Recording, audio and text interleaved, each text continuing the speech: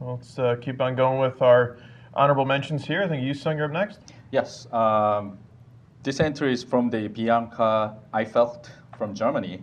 I like this particular example because it uses some of the Mathematica's hidden gem in there. So as you can see, the interface is pretty nice, good looking. It's essentially what it does is whenever you click the, the element, then it shows its CAS number, it's a chemical abstract, the service number, but you can change it to the, if you see the code, you can change it to any property within 140 character, of course.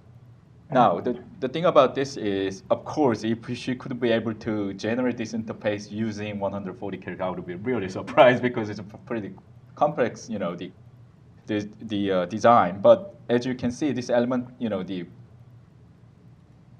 periodic table is actually built in the Mathematica. It's a color data, atoms, and image. And what she actually did was replacing each these, the blocks, the elements with their buttons, so that she can embed some action there. So there's a neat tricks here, like it's replacing. This is one of the short forms that you can use to replace.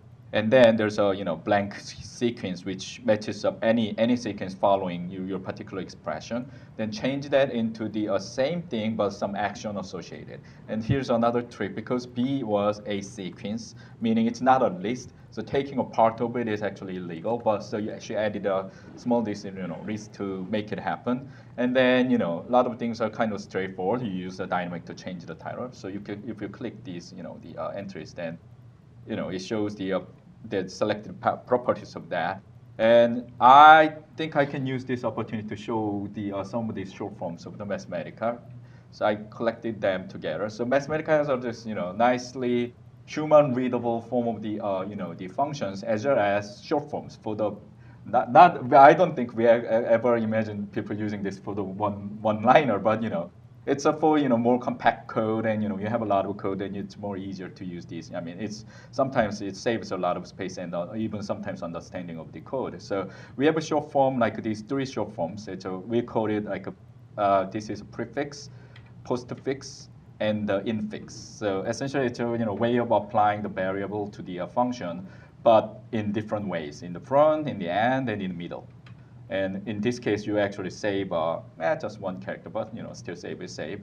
Now we have apply, which is like add, and it's equivalent to the apply fx. It saves a lot of characters.